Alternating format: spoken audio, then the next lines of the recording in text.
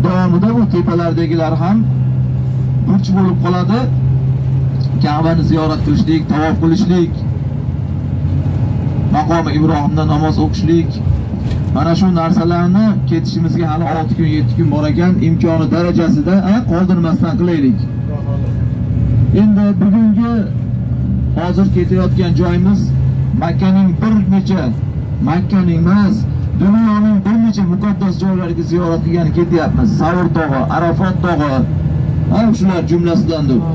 Eng buyuk 7 ta tog' bor islomda deyiladi. Shularning biri Savr tog'i, biri Jabalur Rahma, biz hali Arafat tog'i deb o'rganib qolganmiz. Rahmat tog'i. Yana biri qaysi tog'? Mana shu Makkadagi Nur tog'i, subhanalloh. Hiro g'ori joylashgan tog'. Inshaalloh mana shu joylarga ziyorat qilamiz. Salom, nima? Kemammi? Sabr. Jabalus Savr.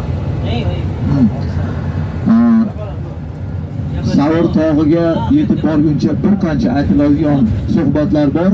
Aytib qo'yishimiz kerak, keyin qolganini Savrda davom etkizib tushunarli bo'ladi.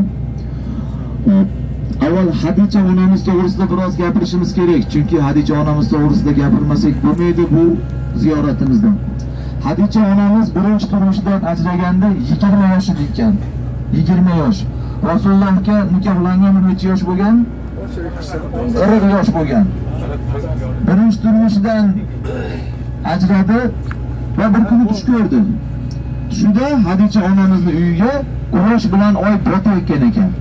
Shunday quyosh bilan oy Hadicha onamizning uyining ichiga kirib ketdi. Bu tushni ta'biri qanaqa bo'ldi ekan? Oliyma, soliha ayol edi. Hali islom kirib kelishidan oldin ham mushrika bo'lmagan, budlarga sig'inmagan. Ibrohim alayhissalomni ancha-muncha qo'ygan edi da'vatlari. Shularga amal qilib yashab kelayotgan ayol bo'lgan. Amakisi bo'lgan, amakisini o'g'li deyshadi, ko'proq amakisi deyshadi ulamolar. Varaqa ibn Nawfal deb nasroniy olimi, adashmagan olimlardan biri o'sha vaqtdagi eng oz toifadagi. Amakisining yoniga borib, "Amakijon, men tush ko'rdim. Tushimda oy bilan quyoshni meni uyimga botayotganini ko'rdim" deganda amakisi aytadi: "Hadicha, Alloh senga katta ne'matni beradi. Seni bo'lajak juft haloling albatta payg'ambarlardan bo'ladi" deb bashorat bergan. Va Hadicha onamiz go'zal bo'lgan, yana kamiga boy bo'lgan, milliarder bo'lgan. Tabiiyki, unaqa ayolda xaridori nima bo'ladi? O'ta ko'p bo'ladi.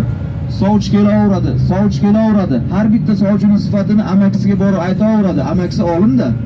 Mana sifatlari shunaqa deganda, "Yo'q, u sifat men aytgan odamda, yo'q, u sifat bo'lmadi. Yo'q, unaqa sifat yo'q ekan bunda." 20 yil Hadicha onamiz Rasulullohni kutgan. Mana shu sifatli odamni kutgan. Va vaqtlar o'tgandan keyin Rasulullohni karvoniga avval oddiy savdogar, keyin karvon boshi qilib ishga oladi va yoniga cho'ri